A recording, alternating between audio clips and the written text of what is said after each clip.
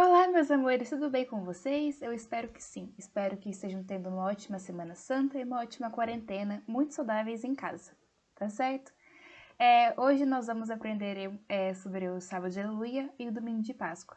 Mas antes, sempre temos que rezar para que o Espírito Santo desça sobre nós, para que seus dons e a sua graça caia sobre a gente e que tudo que a gente ouça e tudo que a gente fale, nós catequistas, porque vocês estão do outro lado do vídeo, sejam guiados pelos dons do Espírito e pela graça de Deus. Então, iniciamos nosso encontro em nome do Pai, do Filho e do Espírito Santo. Amém. Vinde, Espírito Santo, enchei os corações dos vossos fiéis e acendei neles o fogo do vosso amor. Enviai o vosso Espírito, e tudo será criado, e renovareis a face da terra. Oremos. Ó Deus, que instruíste os corações dos vossos fiéis com a luz do Espírito Santo, fazei que apreciemos certamente todas as coisas segundo o mesmo Espírito, e gozemos sempre da sua consolação, por Cristo Senhor nosso. Amém. Também vamos rezar a oração que o Pai nos ensinou. Pai nosso que estais no céu, santificado seja o vosso nome. Venha a nós o vosso reino, seja feita a vossa vontade, assim na terra como no céu. O pão nosso de cada dia nos dai hoje, perdoai as nossas ofensas, assim como nós perdoamos a quem nos tem ofendido. E não nos deixeis cair em tentação, mas livrai-nos do mal. Amém. Nossa Senhora, rogai por nós que recorremos a vós. São José, rogai por nós e protegei as nossas famílias. Espírito Santo, iluminai-nos e santificai-nos. Estamos reunidos no nome de Deus, que é Pai, Filho e Espírito Santo. Amém. Então, como eu disse, hoje nós vamos aprender um pouquinho sobre o Sábado Santo e o Domingo de Páscoa. E agora a Júlia vai entrar com o vídeo. Bom dia, queridos, tudo bem? Então, como estávamos falando, nós vamos continuar falando da Semana Santa com vocês, certo? Essa semana eu tô sem câmera, então eu coloquei esses bonequinhos aqui para representar a minha pessoa. Vocês imaginam que eu estou aqui no cantinho igual eu estava semana passada, certo? Então, vamos retomar um pouquinho da semana passada. Semana passada nós acabamos com essa imagem, vocês lembram? Que é a Nossa Senhora do Silêncio. Maria que está esperando Jesus ressuscitar no sábado, sábado de espera, certo? E a partir da noite do sábado já era outro dia, porque os judeus contavam de maneira diferente os dias. Eles não tinham os nossos relógios. Então, a partir do entardecer, era outro dia. Então, nós falamos do sábado, que é o sábado de espera, que é enquanto estava dia. Depois nós entramos na vigília pascal, que já estamos entrando no domingo, certo? Então, eu queria falar com vocês um pouquinho sobre a missa da vigília pascal que nós temos na nossa igreja. Nós vamos falar mais pra frente sobre os símbolos da vigília pascal. Então, eu quero que vocês prestem bastante atenção no significado de cada coisa, porque nada na nossa igreja é por acaso. Nada não tem um significado. Tudo é por alguma coisa, certo? Então, vamos começar falando um pouquinho dos símbolos da missa da vigília pascal, que é a missa onde Jesus ressuscita, onde é a maior festa da nossa igreja. Primeiro, nós temos as leituras. Olha que Bíblia bonitinha. Nós temos um total de 9 leituras na missa da vigília pascal. São 7 do Antigo Testamento, uma carta de Paulo e o Evangelho, certo? Eu vi uma coisa que o padre Paulo Ricardo falou, muito bons vídeos dele, se por acaso vocês não conhecem, assistam. Ele disse assim, que na missa da vigília pascal nós temos 9 leituras como se fosse uma gestação, os 9 meses de gravidez. Então nós vamos gestando a nossa fé para no final nascer uma fé nova, nascer a nossa fé, certo? Então as 9 leituras dessa missa simbolizam a gestação da nossa fé, como uma gravidez. Outro símbolo muito importante que nós temos na missa é o fogo. Nós temos a bênção do fogo nessa missa. Geralmente acontece do lado de fora da nossa igreja, onde o padre acende o fogo e o abençoa, certo? Esse ano, infelizmente, nós não vamos poder estar lá, na missa, pessoalmente, para poder participar desse momento, mas nós teremos a transmissão, então, por favor, acompanhem a transmissão da missa do sábado, vai ser muito bonito. Mas quando estamos lá, o padre abençoa o fogo e acende o círio pascal. que é essa vela aqui, que nós vamos ver o que significa cada parte desse negócio aqui, certo? E com a vela acesa, nós acendemos as nossas próprias velas. Cada um recebe uma vela e nós passamos a luz para cada um, porque é isso que o fogo significa. O fogo é a luz de Cristo, ele ilumina o nosso caminho, certo? Porque se a gente está no escuro, nós não chegamos nada. Então Jesus é essa luz que vem iluminar as trevas da nossa vida. Então aqui nós temos os símbolos que estão impressos no Círio Pascal. Muda o estilo, o desenho, mas é sempre essa mesma quantidade de coisas. Eu peguei um símbolo aqui de 2017, porque é o que estava mais bonito, mas é a mesma coisa esse ano. Então nós temos algumas coisas muito importantes. Por exemplo, o ano, certo? Eles são colocados assim, nos 4 cantos da cruz. Nós temos a cruz, muito importante. Aqui no meio nós temos Jesus, certo? Em alguns lugares nós temos o cordeiro também. Nós vamos ver que o cordeiro é símbolo de Jesus. Então, teoricamente, é Jesus que está aqui. Nós temos outro símbolo muito importante aqui, que é o alfa e o ômega. Aqui, esse é o alfa maiúsculo e esse é o ômega maiúsculo. São a primeira e a última letra do alfabeto grego, para simbolizar a pura verdade, que Jesus é o início e o fim de tudo, o alfa e o ômega, certo? Então agora vocês já sabem os significados de todos os desenhos. E durante a missa, nós colocamos no Círio Pascal 5 cravos, 5 coisas cravadas, para simbolizar as 5 chagas de Jesus. Nós colocamos as 2 mãos, os pés, a cabeça e o coração de Jesus, que são os pregos que prenderam suas mãos e seus pés, a coroa de espinhos e a lança que perfurou o seu coração. E com essa vela, com todo esse significado, nós acendemos a luz com o fogo abençoado que nós vimos aqui, certo? O fogo santo, que é a luz que ilumina os nossos dias. Outro símbolo muito importante nessa missa é a água. A água simboliza a pureza, a limpeza, porque é isso que a água faz, certo? A água purifica tudo que ela toca, ela limpa. Então, com essa água, nós fazemos a renovação do nosso batismo, que é quando nós somos lavados e purificados de todo o pecado. O padre pega o aspersório e asperge a gente com a água benta. E nesse momento, nós fazemos a renovação das promessas do nosso batismo. Nós renunciamos a Satanás e aceitamos Jesus como nosso Salvador. Então a água está lá para lembrar a gente que Jesus purifica a nossa vida. Ele limpa o nosso pecado e nos deixa perfeitos para uma nova vida, certo? Outro símbolo muito importante que a gente usa na igreja são os sinos, certo?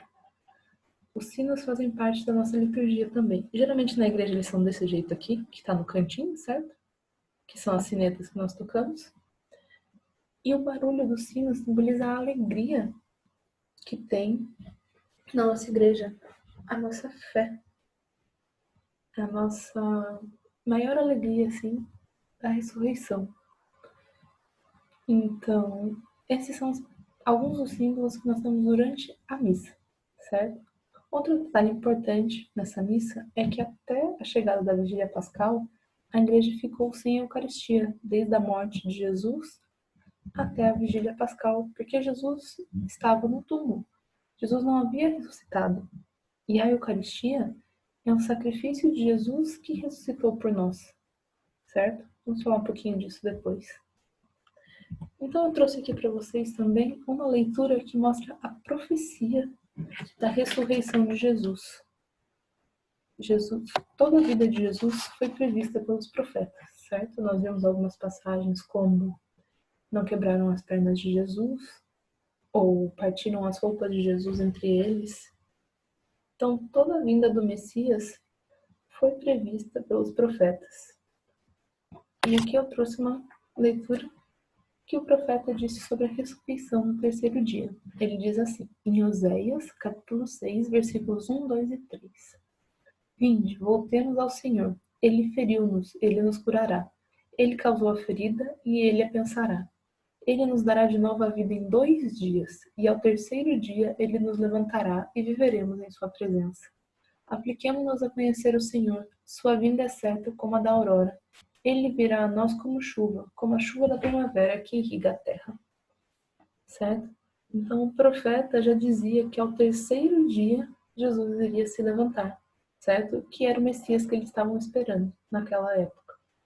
Nós falamos semana passada também sobre essa parte aqui, ao terceiro dia, que não é 3 dias depois, certo? É ao terceiro dia. Então aqui nós temos o que aconteceu no dia da ressurreição de Jesus.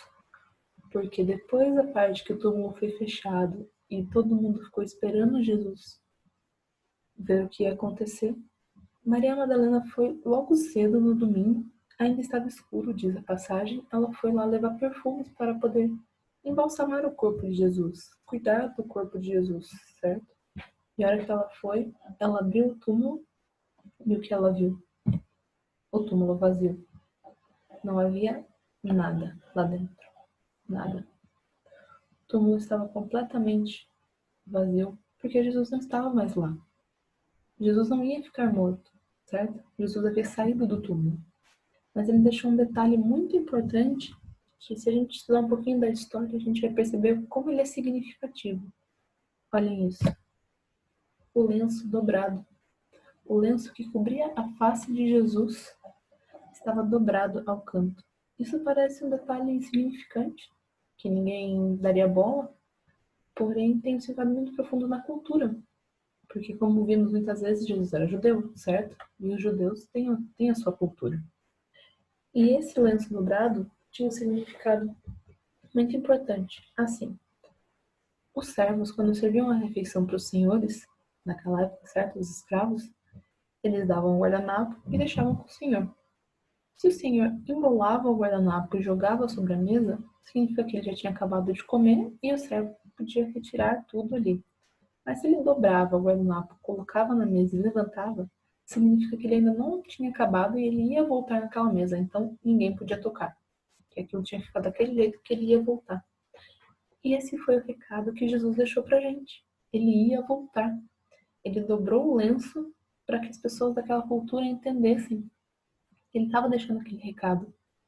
Ele não havia acabado. Ele iria voltar para nós. E depois daquilo, Maria Madalena foi correndo contar para os discípulos o que tinha acontecido, certo? Ela foi alegre porque o Senhor dela havia ressuscitado, ela sabia disso. Ela sabia que Jesus estava vivo, ele não havia morrido. Então os discípulos foram lá e viram que o túmulo realmente estava vazio. Ele não estava mais lá. E essa foi a maior alegria possível. Eu queria falar um pouquinho com vocês agora sobre alguns símbolos da Páscoa que a gente usa, que a gente vê por aí. A gente já retorna a falar dessa passagem aqui, certo? Vamos falar um pouquinho dos símbolos que nós temos. Um dos símbolos mais antigos e mais importantes para os cristãos é o peixe. Olha esse peixinho que bonitinho. Então, vocês podem pensar, o que um peixe tem a ver com os cristãos, certo? O que esse peixe aqui, o Nemo, tem a ver com isso? Claro que não é assim, né? Olha aqui embaixo que eu fiz. Esse símbolozinho aqui do peixe, além do significado que nós vamos ver do nome dele, era uma maneira dos cristãos se reconhecerem. Quando uma pessoa achava que a outra era cristã, mas não tinha certeza, ele chegava e desenhava metade de um peixe, certo? Na areia, só um risco assim. E se a outra pessoa viesse e completasse o desenho, assim, ele saberia que ele está falando com um cristão de verdade. Porque se a pessoa não fosse cristã, ela não entenderia por que a pessoa estava riscando o chão. Naquela época, os cristãos eram muito perseguidos. Então, você ser cristão, você podia ser punido com a morte. Então, eles tinham essas técnicas para poder se reconhecer sem serem pegos, certo?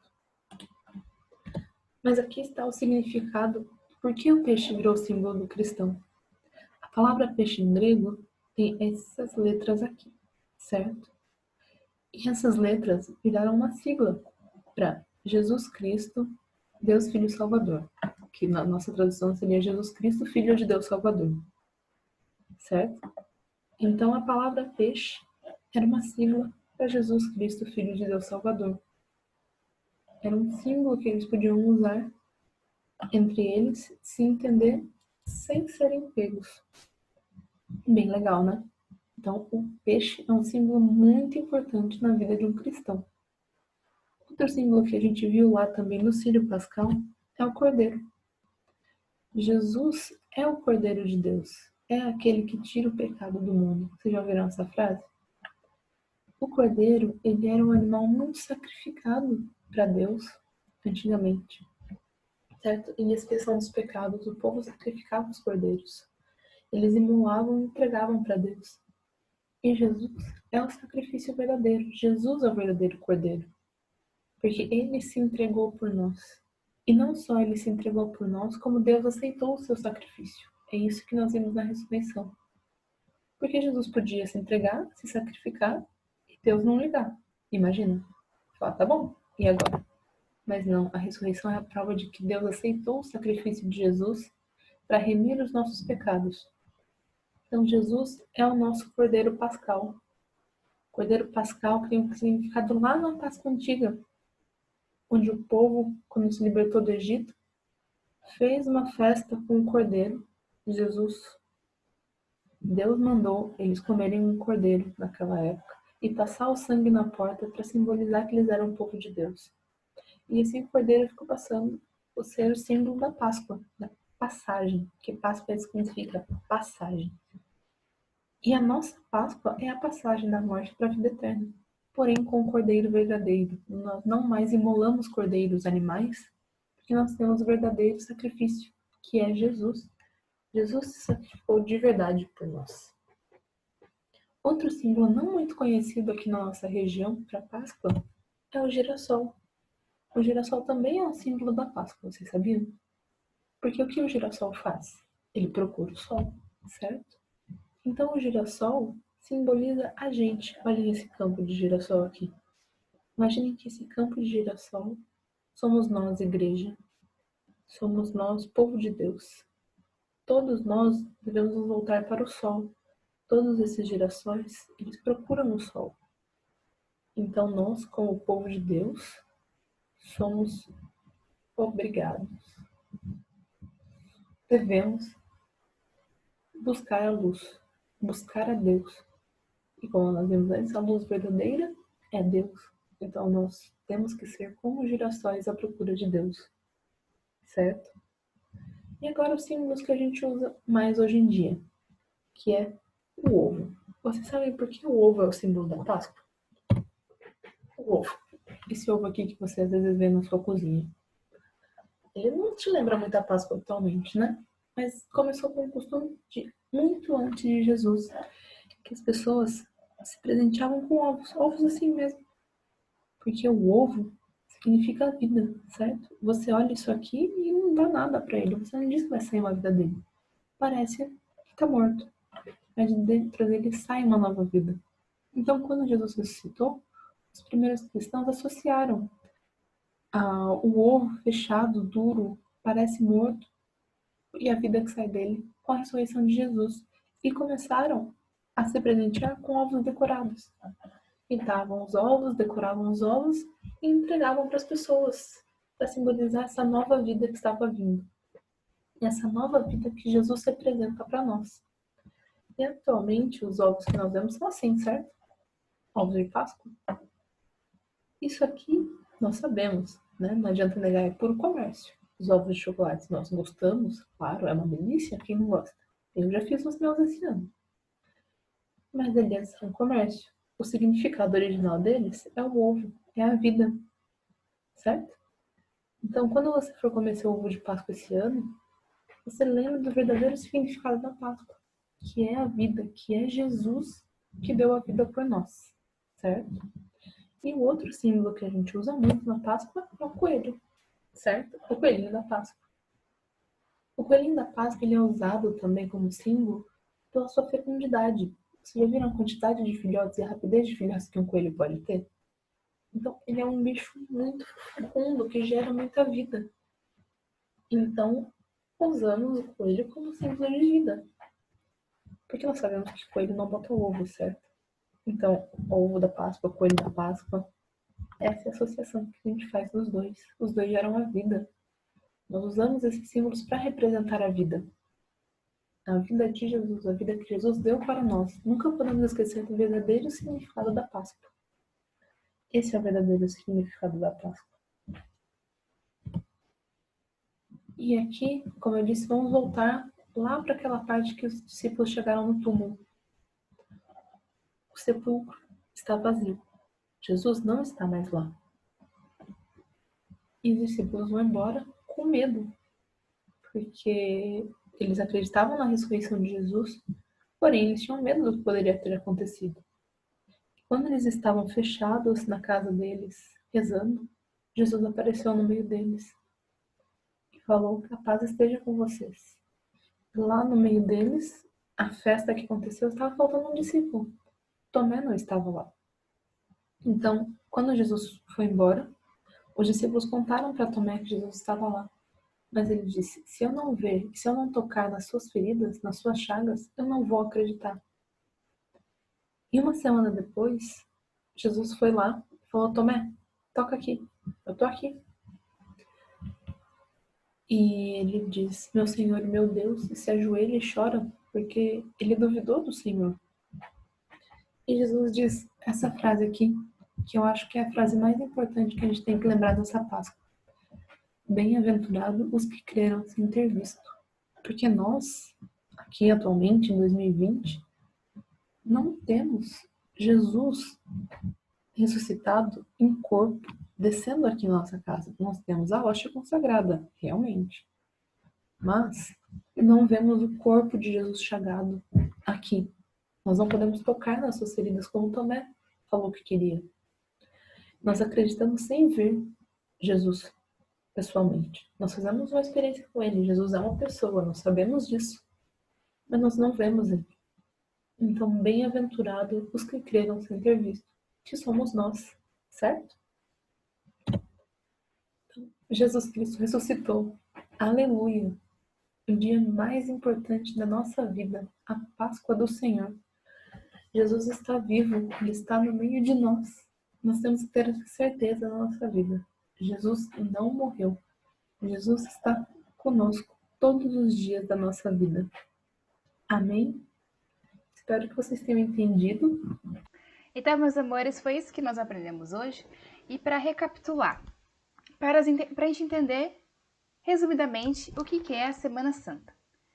Iniciamos a Semana Santa no domingo de Ramos, quando Jesus entra em Jerusalém, com o povo judeu, exclamando, exultando de alegria, com os ramos nas mãos.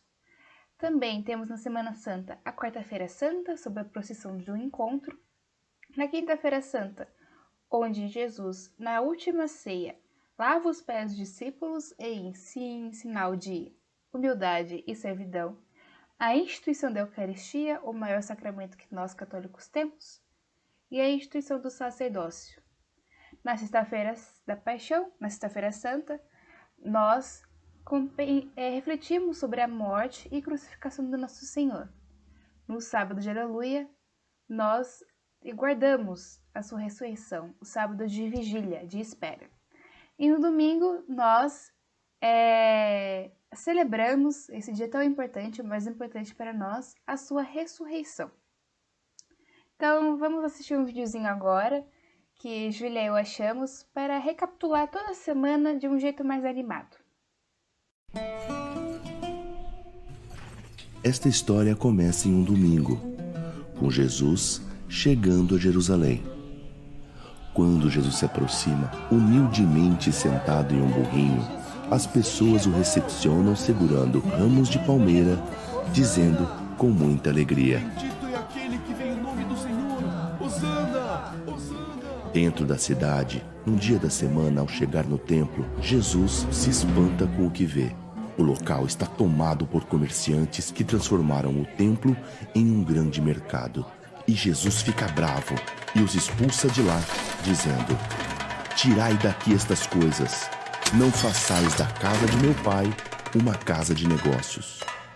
As atitudes e a popularidade de Jesus incomodavam os poderosos sacerdotes do templo, e os mesmos ofereceram a Judas 30 moedas de prata para que ele entregasse Jesus. O motivo da ida de Jesus a Jerusalém era para comemorar a Páscoa judaica. Após lavar os pés dos discípulos durante a celebração, Jesus se levanta com um pedaço de pão em mãos e diz: "Tomai e comei. Isto é o meu corpo." Em seguida, com uma taça de vinho, diz: "Tomai e bebei. Isto é o meu sangue." Assim, dividindo o pão e o vinho com seus discípulos, Jesus instituiu a sagrada Eucaristia. Após a ceia, Jesus segue para o Monte das Oliveiras com alguns de seus discípulos, mas chegando lá, diz que precisa de um momento sozinho para refletir. Jesus, em oração, diz: "Pai, tudo te é possível. Afaste de mim este cálice. Todavia não seja o que eu quero, mas o que você deseja." Quando decide retornar, Jesus encontra Judas. Ele vem acompanhado por alguns guardas e, chegando perto de Jesus, lhe dá um beijo. Este era o sinal para os guardas identificarem quem era Jesus e aprisioná-lo. O dia amanhece e Jesus é levado para o seu julgamento. Pilatos ouve todas as acusações contra Jesus e não vê nenhum motivo para culpá-lo. Mas, como era de costume, o povo poderia escolher uma pessoa para libertar, e todos escolheram libertar Barrabás, que era um bandido. Com um sinal de desaprovação e para se ausentar da decisão, Pilatos lava suas mãos e Jesus é levado.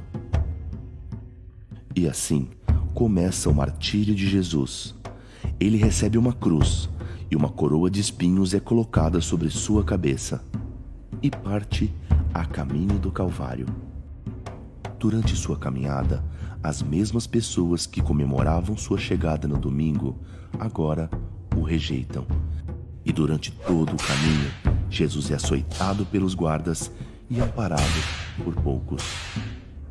Então, eles chegam ao Calvário, local onde Jesus será crucificado. Ele é pregado na cruz e colocado entre dois criminosos. Durante horas Jesus sofreu, e quando suas forças estavam acabando, ele perguntou: Deus meu, por que me abandonaste?" Após muito sofrimento, Jesus morre na cruz. Então o céu se escurece e o mundo fica em trevas. Trovões e tremores acontecem por toda Jerusalém, e todos percebem que Jesus era mesmo o Filho de Deus. Logo após sua morte, Jesus foi sepultado pelo amigo José de Arimateia. 3 dias depois, Maria Madalena e outras mulheres foram visitar o local, que era uma caverna que fora fechada com uma grande pedra. Quando elas chegaram, se espantam, pois veem o local aberto. Ao entrar no sepulcro, o encontra vazio. Neste momento, um anjo aparece para elas e dá a mensagem que Jesus havia ressuscitado. E elas se enchem de alegria e saem correndo para contar aos apóstolos que o Mestre está vivo. Durante a Semana Santa, refletimos sobre a paixão, morte e ressurreição de Jesus. É importante aprendermos que Jesus morre e ressuscita para nos dar uma vida nova, cheia de amor e de paz. Aproveite este momento de reflexão e oração para renovar sua fé e assim preparar seu coração para Jesus Cristo. Bem, então foi isso o nosso encontro de hoje. Espero que vocês tenham entendido tudo. Caso você tiver alguma dúvida, por favor, mande mensagem. Vamos ter uma outra atividade também sobre a Semana Santa, sobre esse restinho de sábado e domingo. Depois vamos enviar as respostas e as pontuações. Brincadeira, gente, nessa atividade não tem pontuação. Mas não esqueça que a gente vai ter sim uma provinha no final do semestre, tá bom? E a provinha do final do semestre vai cair essa matéria que a gente está estudando. Não é uma matéria, a gente não pode dizer que é só uma matéria, mas sim ensinamentos de Cristo. Então, Vamos terminar nosso encontro, nossa reunião, agradecendo ao nosso Senhor por todas as palavras que foram ditas, por todos os ensinamentos que passamos para vocês. Vamos também pedir para que Nossa Senhora sempre interceda por nós, nos cobrindo com seu manto sagrado, nos protegendo de todo mal. Ave Maria, cheia de graça, o Senhor é convosco. Bendita sois vós entre as mulheres, bendito é o fruto do vosso ventre, Jesus. Santa Maria, Mãe de Deus, rogai por nós, pecadores, agora e na hora de nossa morte. Amém. E também vamos pedir para o nosso santo anjo nos proteger de todo mal que circunda em nós. Santo anjo do Senhor, meu zeloso guardador, se a ti me confio a piedade divina, sempre me rege, guarda, governa e ilumina. Amém. Estivemos reunidos em nome de Deus, que é Pai, Filho e Espírito Santo. Amém. Então não esqueçam de fazer atividade, hein? Um beijo grande a todos. Até mais, até o próximo vídeo. Tchau, tchau.